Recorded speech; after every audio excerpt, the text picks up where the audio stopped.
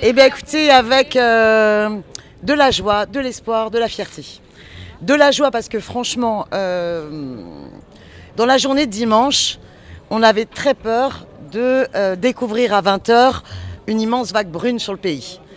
Et donc on a été mais vraiment dans une joie totale de voir que le nouveau Front Populaire avait réussi à être en tête et empêcher l'extrême droite de prendre le pays. De l'espoir parce que ça veut dire que c'est possible d'avoir un gouvernement du nouveau Front Populaire qui applique le programme, qui répond à des urgences sociales absolues.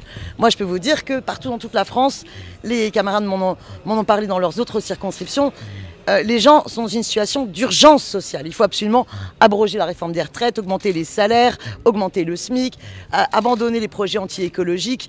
Et il y a vraiment des réformes à abroger, celle des retraites, la loi asile-immigration, mais aussi la réforme sur les groupes de niveau au collège, voilà, donc le choc des savoirs. Bon.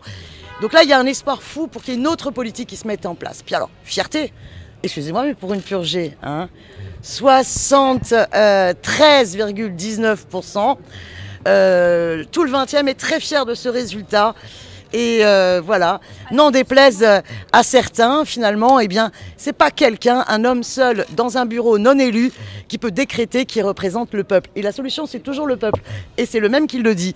Et le peuple, il a choisi eh bien, que le nouveau Front Populaire, ça devait être ancré localement dans les luttes et un mouvement citoyen et démocratique. Oh, mais écoutez, j'ai été élu hier. Et il faudrait que déjà j'ai la réponse à cette question aujourd'hui. Eh bien non, je ne vous la donnerai pas, moi. Je souhaite un grand groupe nouveau Front Populaire.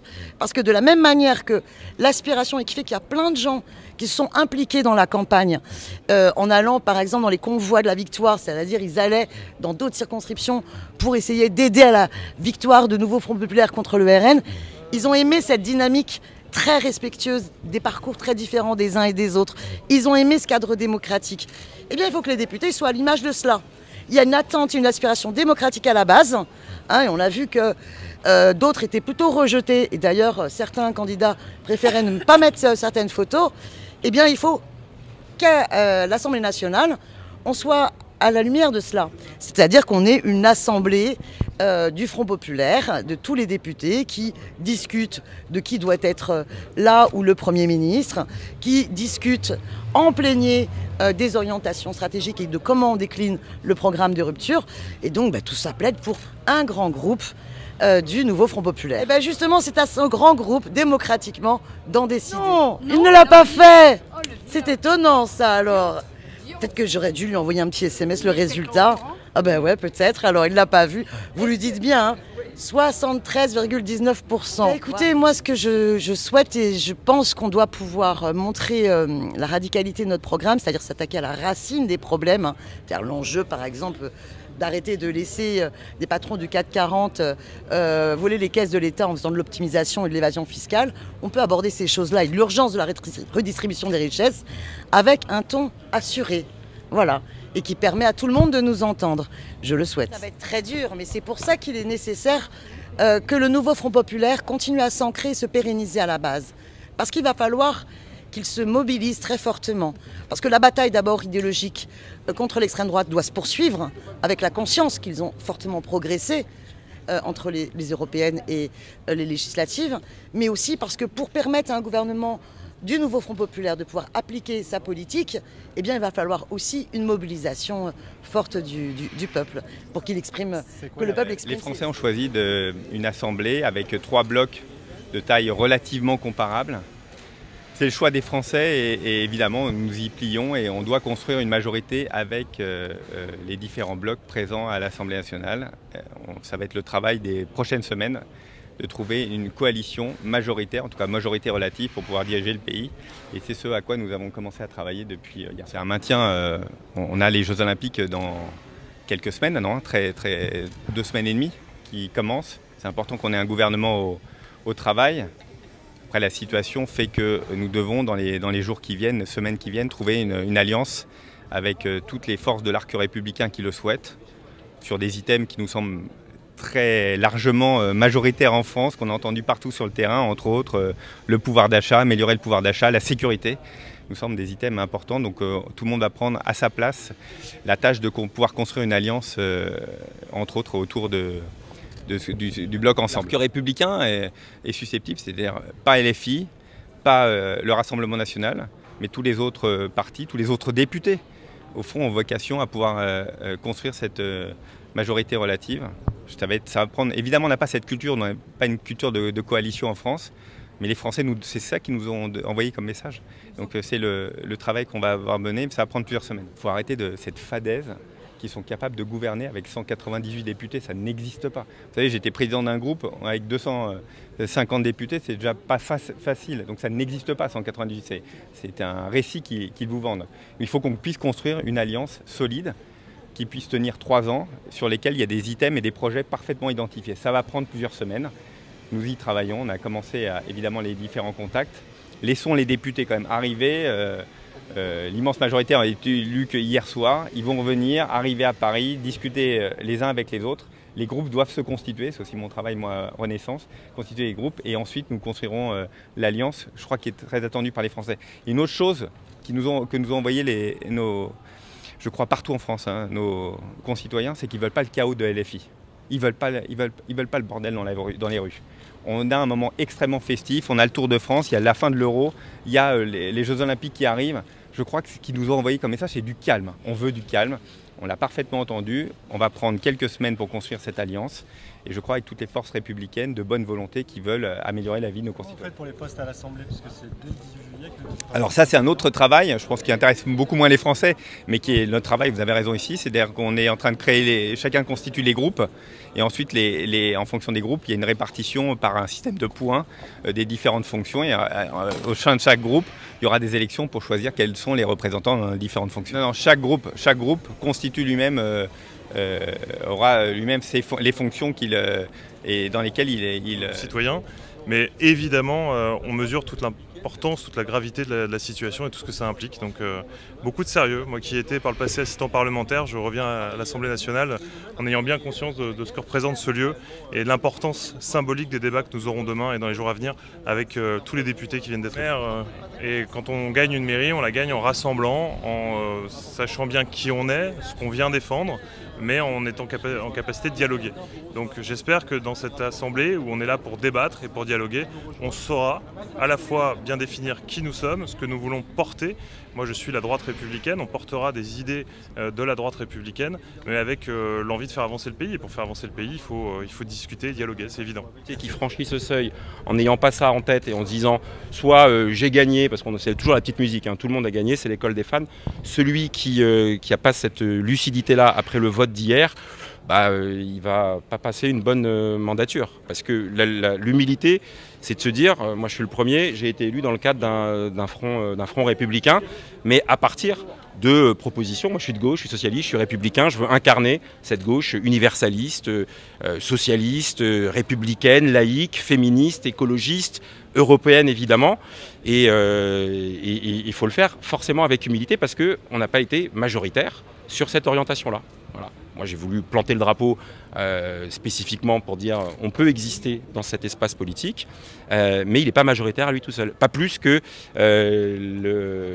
l'ancienne majorité relative présidentielle peut dire écoutez, tout va bien, on a sauvé les meubles et on va continuer comme avant. Si on fait ça, les Français vont nous dire mais ils ont provoqué le président une dissolution pour faire quelques petits arrangements à coup de tractation ici. Il y aura un gouvernement minoritaire, mais il ne pourra tenir que s'il répond aux aspirations majoritaires des Français. Quelles sont-elles? Là, au moins, cette campagne électorale, elle a été une super piqûre de rappel. Pendant cette campagne, matin, midi et soir, on nous a parlé pouvoir d'achat, on nous a parlé services publics, accès aux soins, déserts médicaux, crise du logement. Moi, j'avais, je l'avoue, sous-estimé l'ampleur de ces difficultés en matière de logement, de rénovation, d'accès au logement, de pénurie de logement dans les zones tendues. On m'a beaucoup parlé, aussi parce que c'est un sujet que je porte depuis des années, de l'accompagnement des personnes âgées. Bref, des préoccupations du quotidien qui toutes nécessitent un nouveau partage des richesses, plus de justice fiscale et de justice sociale. Bon, si on n'est pas capable, au nom de l'intérêt général, d'apporter des réponses à ces aspirations majoritaires, alors les gens, dans 3 mois, dans 1 an ou dans 2 ans, ils nous mettront dehors à coups de pied et ils auront raison. Ce qui m'inquiète, c'est qu'à ce moment-là, c'est le Rassemblement national qui pourra tirer les marrons du feu. Donc ça, après l'humilité, c'est la responsabilité. Qui apparaîtrait comme une tambouille et une coalition des contraires, ça ne peut pas marcher. Par contre, partir de ces aspirations des Français et de voir si on est capable d'y apporter des réponses, écoutez, voilà, c'est l'innovation institutionnelle qu'on doit avoir. Mais c'est ce que les Français nous demandent d'une certaine manière de faire. Et moi, je le dis, je n'oublie pas le Front républicain. Et donc voilà, je sais que j'ai des électeurs de droite, du centre, qui ont voté pour moi, en plus des électeurs de gauche. Et donc je ne peux pas faire comme si ça n'existe pas. Vous vous rendez compte, on a reproché à Emmanuel Macron, pendant toute la précédente mandature, on lui disait « mais moi j'ai voté pour vous, Monsieur le Président, pour faire barrage 2 fois à Marine Le Pen, et vous faites comme si ça n'avait pas existé, et vous appliquez votre programme à coup de 49.3. C'est pas pour remplacer cette hégémonie-là par une autre hégémonie en disant bah, « écoutez, on est en tête, et on appliquerait tout seul notre programme ». Ça ne marcherait pas. Voilà. Par contre, il y a une couleur politique à ce programme, il y a une attente de plus de justice, de plus d'égalité, de plus de partage. Eh ben, essayons de les faire vivre. Et la question elle va plus se poser aux autres formations politiques, de dire est-ce que vous voulez bloquer?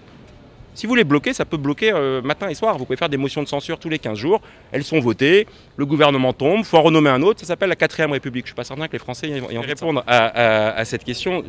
Encore une fois, le casting du Premier ministre, c'est pas ça qui est déterminant. On peut s'amuser à feuilletonner pendant les 2, 3 jours, ou 5 jours, ou 10 jours qui viennent, mais c'est pas qui importe, c'est pourquoi faire. Voilà. Et tant qu'on n'a pas résolu cette question de pourquoi faire, on aura des choses qui seront très volatiles, très fragiles, et bis repetita, on peut se retrouver dans 15 jours, dans 3 semaines, avec quelque chose qui ne passe pas la rampe du premier vote de confiance ou du premier vote sur un texte fondamental, notamment le budget qu'on aura à partir de l'automne. Donc moi je plaide pour qu'on prenne le temps. Voilà.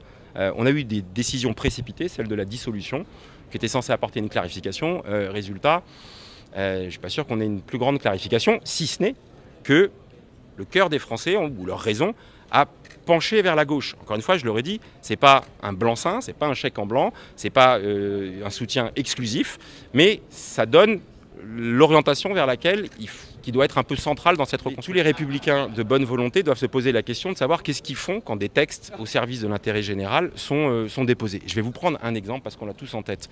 Je vous dis, ce sera un gouvernement minoritaire qui devra répondre à des aspirations majoritaires. Il y a 1 an, le pays se fracturait entre massivement l'opinion publique qui s'opposait à la réforme des retraites et le gouvernement, l'exécutif qui s'entêtait et qui au final l'a fait passer à coup de 49.3. Bon, ben, si demain il y a une proposition de suspendre ou d'abroger, ce que je préfère, les 2 années supplémentaires, ben, tous ceux des députés qui seront là auront à se poser la question de est-ce que ça correspond à une aspiration majoritaire des Français? Je pense que oui, et dans ce cas-là, en sincérité, ils devraient approuver cette mesure. Après, on aura la discussion de dire comment on équilibre le régime, quelles sont les autres sources de financement.